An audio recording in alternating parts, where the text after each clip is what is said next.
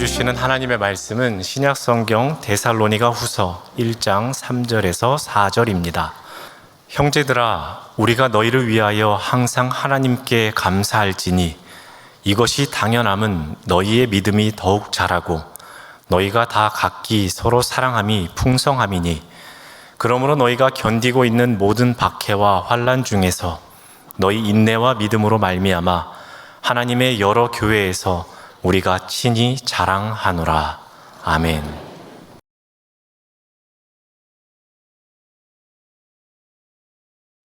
데살로니가 교회는 바울에게 자랑과 기쁨이 되는 교회였습니다. 그래서 데살로니가 후서 1장 4절에서 다음과 같이 기록합니다. 하나님의 여러 교회에서 우리가 친히 자랑하노라 라고 합니다. 근데 바울은 이 데살로니가 교회를 자랑하는 것으로 끝내지 않습니다.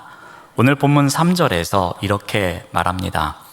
형제들아, 우리가 너희를 위하여 항상 하나님께 감사할지니 이것이 당연하다라고 말합니다. 그러니까 데살로니가 교회에 대한 자랑과 기쁨, 이것은 거기서 끝나지 않고 하나님께 대한 감사로 이어지고 있음을 알 수 있습니다. 여기에 나오는 감사할지니로 번역된 단어는 감사할 의무를 갖고 있다라고 번역하시면 더 좋을 것 같습니다. 바울은 성도들의 신앙에 대해서 감사하는 것, 이것을 당연한 것이라고 여겼습니다.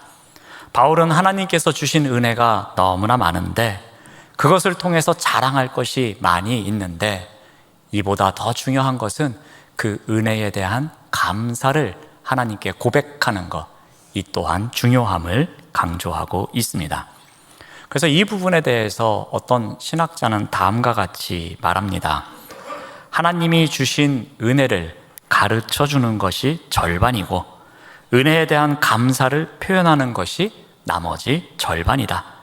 은혜가 감사로 이어지지 않으면 굳은 마음을 부드럽게 만들지 못한다라고 말합니다. 즉, 은혜는 감사로 나타나야 함을 강조하고 있습니다. 자, 그렇다면 바울이 데살로니가 교회에 대해서 자랑하고 기뻐했던 것, 근데 여기서 그치지 않고 감사로까지 이어질 수 있었던 그 이유가 무엇일까라는 겁니다. 또 그 이유를 두 가지 정도 살펴보면서 우리 또한 이러한 교회가 되기 위해서 노력하는 우리 또 모두가 되었으면 좋겠습니다.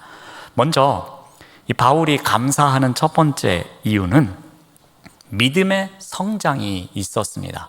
그러니까 데살로니가 교회의 성도들, 그 성도들의 믿음이 성장하고 있어서 바울은 하나님께 감사의 고백을 드리고 있습니다. 오늘 본문 3절 말씀을 봅니다. 너희의 믿음이 더욱 자라고 라고 기록합니다.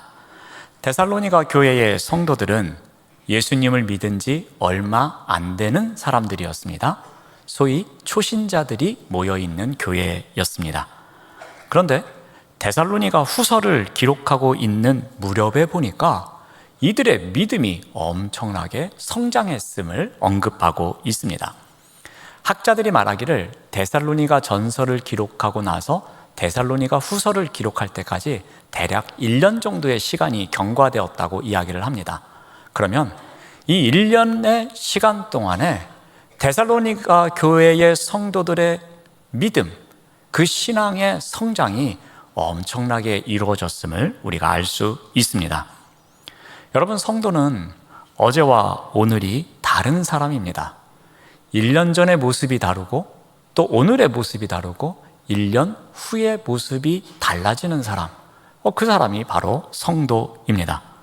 성도에게 있어서 가장 중요한 특징 가운데 하나는 변화되어야 하고 성장해야 한다는 것입니다. 성도는 믿음이 더욱 자라나는 사람, 그 사람이 바로 성도입니다. 자, 그렇다면 이 믿음이 자라난다, 이것은 어떤 의미를 이야기하는 것이겠습니까? 우리 에베소서 4장 13절 말씀을 통해서 알 수 있습니다.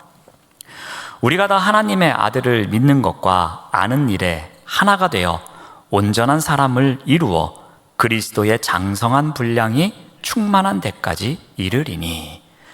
믿음이 자란다는 것, 믿음이 성장해 간다는 것, 이 말씀을 통해서 우리가 알 수 있는데요. 하나님의 아들을 믿는 것, 그리고 아는 것이 조화를 이루는 상태, 이것이 바로 믿음이 자란다라고 말할 수 있겠습니다. 즉 하나님의 아들 예수 그리스도에 대해서 알아가는 것, 이것이 바로 믿는 것이라고 말씀드릴 수 있습니다.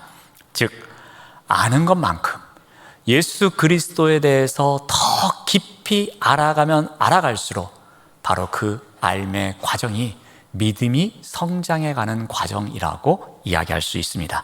믿음의 대상을 제대로 알아야 바른 믿음이 생기고 그리고 믿음이 성장해가는 법입니다. 이것은 아이와 엄마의 관계를 통해서도 우리가 알 수 있습니다. 아이가 어릴 적에는 엄마에 대해서 매우 기초적인 것만 알고 있습니다. 엄마는 나에게 먹을 것을 해결해 주는 사람, 내가 울 때에 나를 달래주는 사람, 내가 힘들 때에 옆에 있어주는 사람, 그 정도로 인식을 합니다.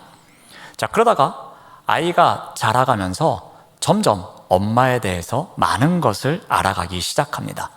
사춘기를 겪으면서 이렇게 말 안 듣는 나도 사랑해주는 엄마, 그 엄마의 사랑이 정말 위대하구나라는 것을 조금씩 알아갑니다.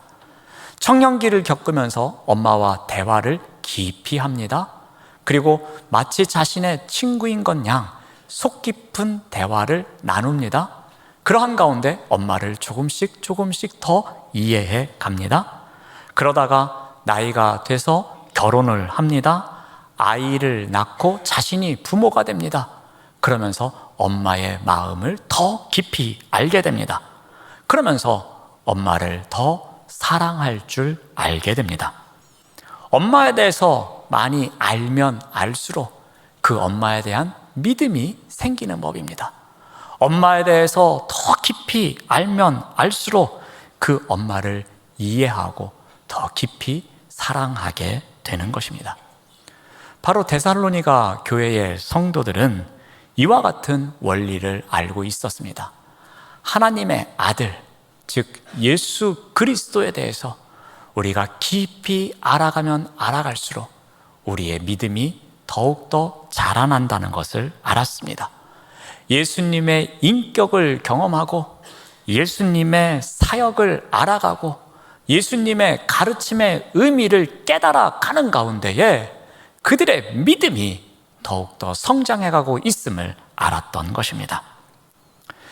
또한 우리도 오해하고 있을지 모르지만 이 믿음은 사이즈로 접근하는 경우가 있습니다. 믿음이 자란다, 믿음이 커진다, 그럼 마치 양이 늘어나는 것처럼 부피가 커지는 개념으로 생각합니다. 근데 믿음이 자란다라는 것은 그렇게 부피가 커지는 것과 같은 양의 증가를 이야기하는 것이 아닙니다. 믿음에 대해서 예수님께서는 이러한 비유를 통해서 가르쳐 주십니다. 우리 마태복음 17장 20절 말씀을 봅니다. 이르시되 너희 믿음이 작은 까닭이니라. 진실로 너희에게 이르노니 만일 너희에게 믿음이 겨자씨 한 알만큼만 있어도 이 산을 명하여 여기서 저기로 옮겨지라 하면 옮겨질 것이요 또 너희가 못할 것이 없으리라. 여기서 겨자씨의 비유를 통해서 예수님께서는 믿음에 대해서 설명하십니다. 근데 여러분, 겨자씨가 갖고 있는 특징이 무엇입니까? 매우 작다는 것입니다. 겨자씨는 세상에 있는 어떤 것보다도 작지만 그것이 나중에 미치는 영향력이 대단함을 이야기합니다. 바로 겨자씨 안에 생명력이 있음을 강조하는 것입니다. 그러므로 믿음은 초점이 사이즈가 중요한 것이 아니라 그 안에 생명력이 있느냐 없느냐, 살아있는 생명력이 있어서 그 생명력으로 누구에게 어떠한 영향을 주느냐, 이것이 믿음에 대한 이야기임을 알 수 있습니다. 데살로니가 교회의 성도들의 믿음은 바로 이와 같은 생명력이 있었습니다. 그리고 그들은 예수 그리스도를 알아가고자 노력하는 삶이 있었습니다.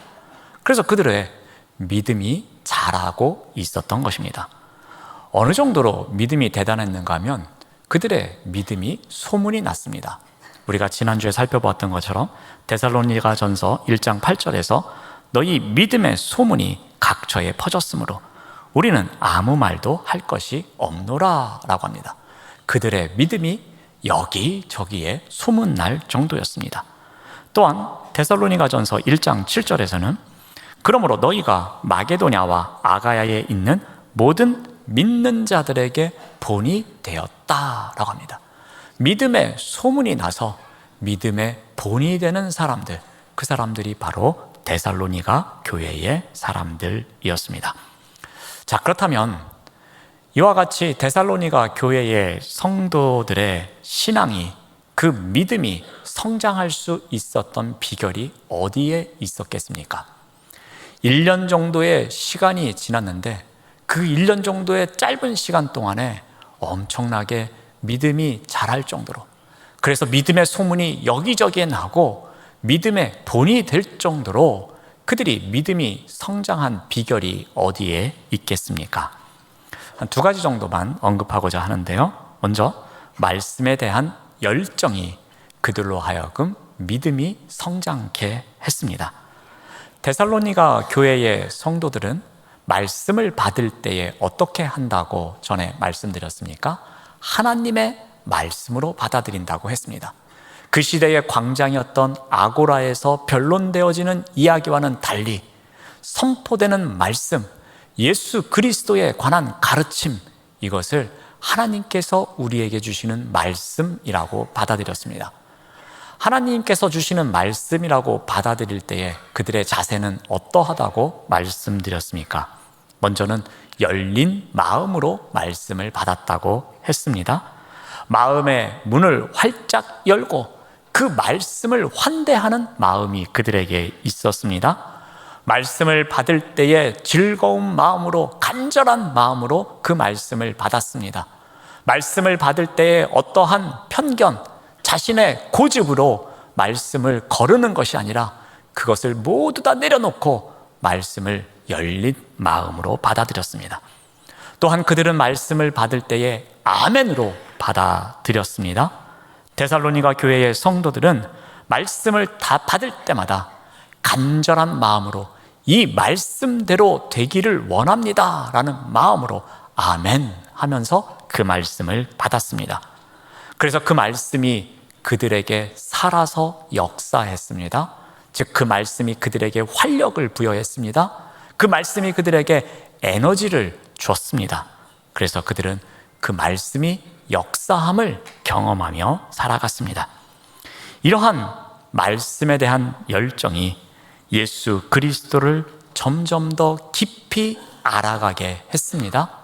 예수 그리스도에 대해서 점점 더 깊이 알아가는 그러한 과정을 살아가는 가운데 그들의 믿음이 성장하고 있었던 것입니다. 사랑하는 여러분, 우리 또한 믿음이 성장하기 위해서는 무엇보다도 하나님의 말씀을 꾸준히 먹어야 합니다. 왜냐하면 하나님의 말씀은 영적 양식이기 때문입니다. 그래서 베드로 전서에서도 다음과 같이 기록하고 있습니다. 우리 베드로 전서 2장 2절 말씀을 봅니다. 갓난 아기들 같이 순전하고 신령한 젖을 사모하라. 이는 그로 말미암아 너희로 구원에 이르도록 자라게 하려 함이라 라고 가르쳐주고 있습니다. 말씀이 우리의 믿음을 자라게 한다고 가르쳐줍니다. 그러므로 열린 마음으로 말씀을 받아야 할 것입니다. 아멘으로 말씀을 받아야 할 것입니다. 그리고 그 말씀을 날마다 상고해야 할 것입니다. 말씀을 잘 알아가는, 노력하는 삶이 우리에게 있어야 할 것입니다. 자, 또한 이들의 믿음이 성장할 수 있었던 이유는 결속이 있었기 때문입니다. 그들이 믿음으로 결속하는 그 과정 가운데에서 그들의 믿음이 성장해 갔습니다. 오늘 본문 말씀 4절을 봅니다. 너희가 견디고 있는 모든 박해와 환난 중에서 너희 인내와 믿음으로 말미암아. 데살로니가 교회의 성도들은 계속해서 핍박 속에 살아가고 있었습니다. 어려움이 끊이지를 않았습니다. 그런데 교회가 사라지지도 않았습니다. 어떻게 이러한 일이 가능했겠습니까? 오히려 환난 속에 있었지만 그들은 서로가 서로를 보듬어주며 서로가 서로를 격려해주며 서로가 인내하며 결속하고 있었습니다. 서로가 더 열심을 내면서 주를 섬기기 시작합니다. 핍박 중에도 불구하고 서로 결속하여 서로의 믿음의 격려자가 되었던 것입니다. 우리는 이 초대교회의 이 상황과는 다른 곳에서 살아가고 있습니다. 그 시대에는 이 예수님을 나의 구주로 영접한다는 것은 어찌 보면 목숨을 내어놓는 일과 같은 것이었고 자신이 누리던 모든 기득권을 내려놓아야 하는 상황이었습니다. 그렇게 불이익과 위험이 있음에도 불구하고 나는 예수님을 나의 구주로 영접합니다 라면서 고백하는 삶을 살았습니다. 여러분, 그러한 용기가 어디서 나왔겠습니까? 환난과 핍박 속에서도 서로가 서로를 격려해주는 결속의 힘에서 그러한 용기가 나온 것이었습니다. 믿음의 고백이 흔들리지 않도록 서로를 보살펴주는 결속에서 바로 이러한 힘이 나왔던 것입니다. 서로에게 힘이 되어주는 결속이 그들에게 있었기에 그들은 용기를 내서 나는 예수님을 나의 구주로 믿습니다 라고 고백할 수 있었던 것입니다. 사랑하는 여러분, 우리 또한 이 믿음으로 결속할 때에 우리의 믿음이 더욱더 성장할 것이라고 생각합니다. 때로는 우리가 적당히 타협하며 살아가고 싶어 합니다. 그리고 이 세대의 풍조를 따라가고 싶을 때도 있습니다. 왜 내가 이렇게 교회를 다니면서 힘들게 살아야 돼? 내가 왜 하고 싶은 거 마음대로 못하고 이런 것도 절제하고 저런 것도 절제하면서 살아야 돼? 이럴 때 이렇게 회의감이 들 때도 있을 것입니다. 그래서 이 그리스도인이라는 정체성을 때로는 살짝 내려놓고 싶은 마음이 들 때도 있습니다. 근데 이러한 때에 성도가 서로 교제하며 결속하는 것이 필요합니다. 이러한 때일수록 믿음의 성장을 위해서 결속하는 것이 필요합니다.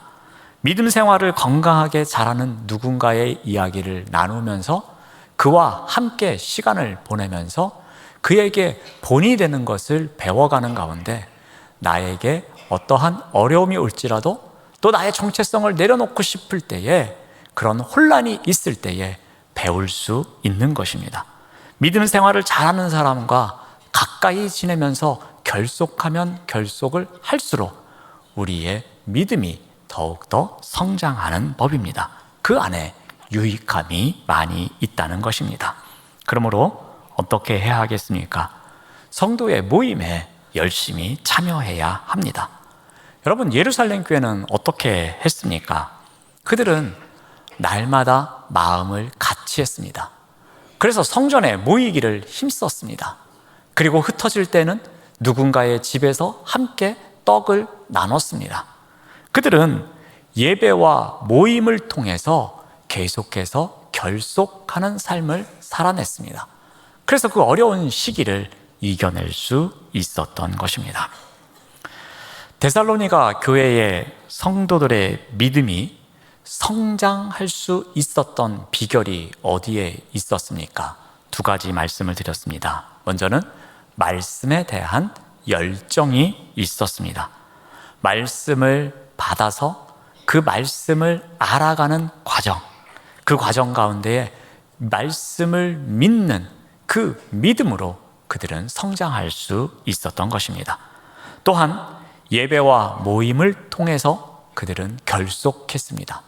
환난과 핍박 가운데 어려움을 겪고 있었음에도 불구하고 그들의 믿음이 성장할 수 있었던 것은 서로 결속하여 서로가 서로를 격려해주고 위로해주는 그런 삶이 있었기 때문입니다.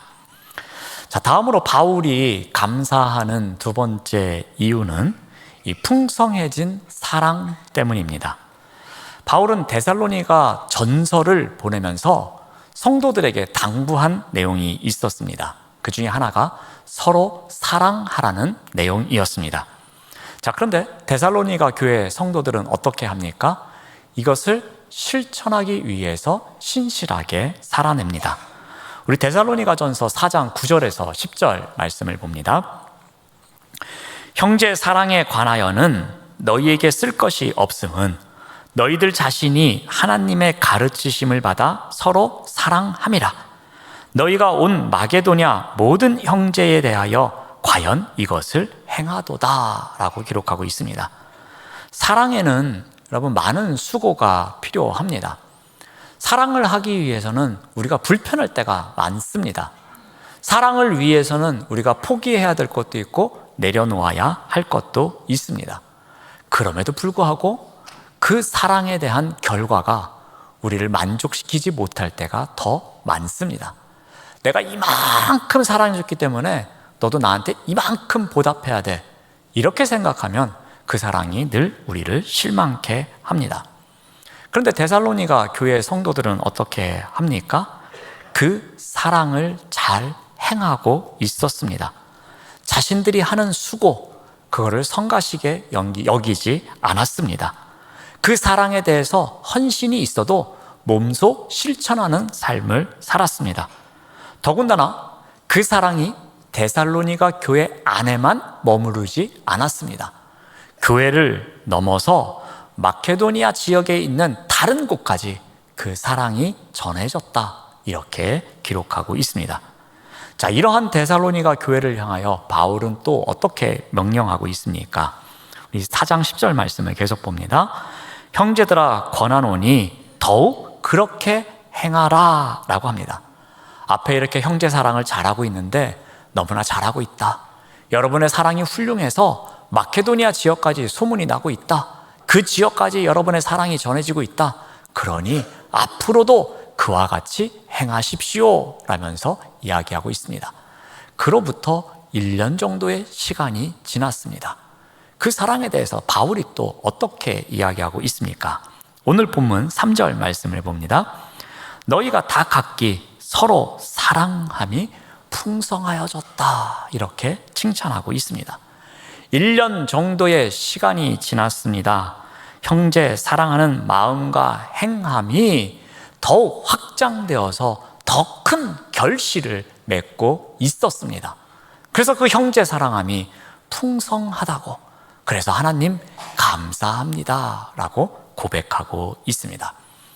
자, 그렇다면 이 데살로니가 교회의 성도들, 이들의 사랑이 풍성해진 비결이 무엇이겠습니까?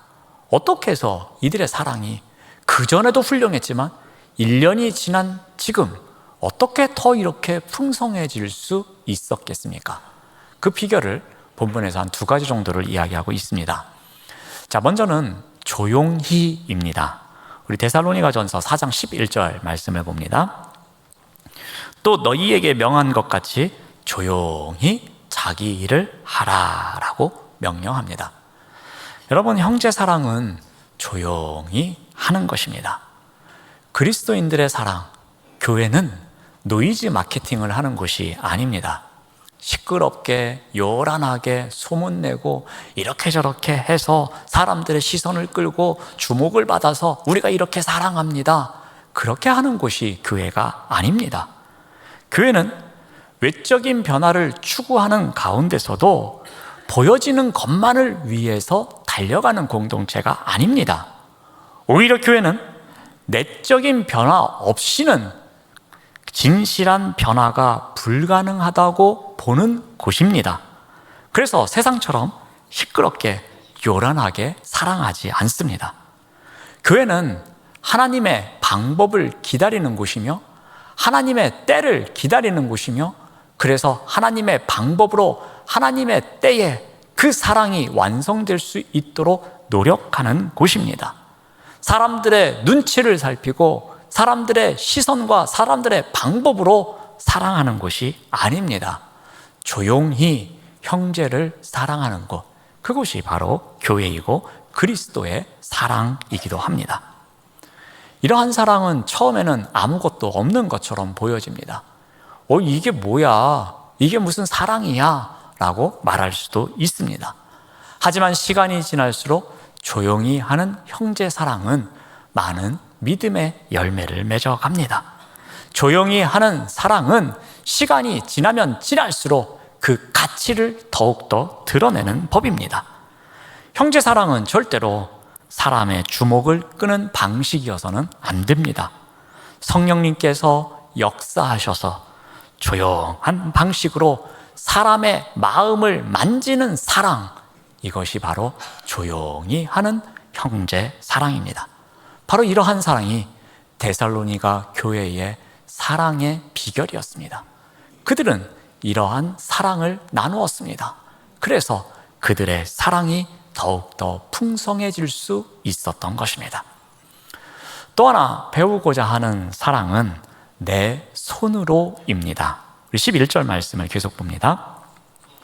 손으로 일하기를 힘쓰라 라고 명령합니다.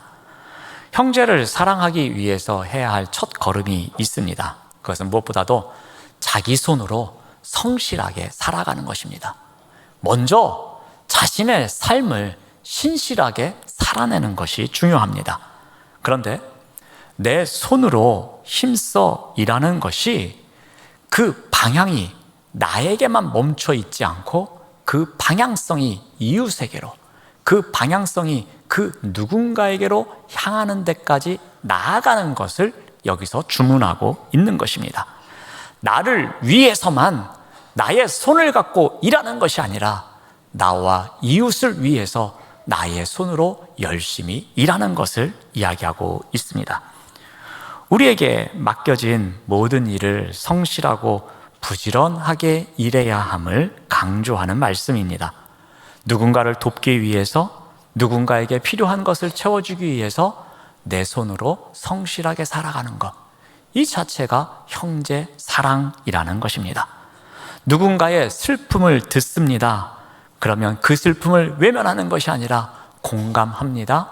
함께 마음 아파해 줍니다. 바로 이것이 내 손으로 하는 형제 사랑이라는 것입니다. 삶에 여유가 생겼습니다.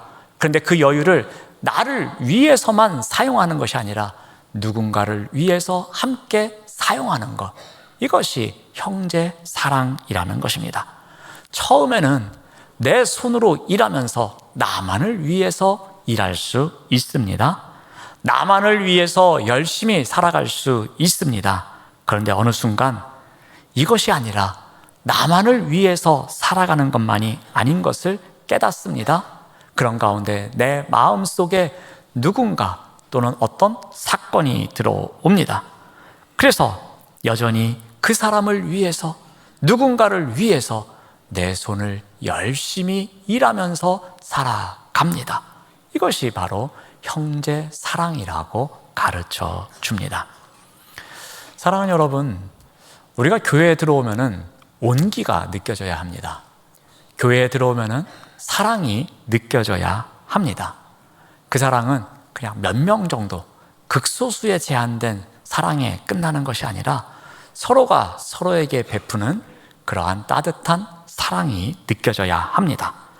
마치 고향집에 계시는 어머니를 방문하고 왔을 때 그 어머니가 보여준 사랑에 그 잔잔한 감동이 오래가듯이 우리가 교회를 방문하고 돌아가고 난 이후에 그 교회에서 보냈던 시간, 그 감동이 잔잔하게 우리에게 계속 남아야 합니다.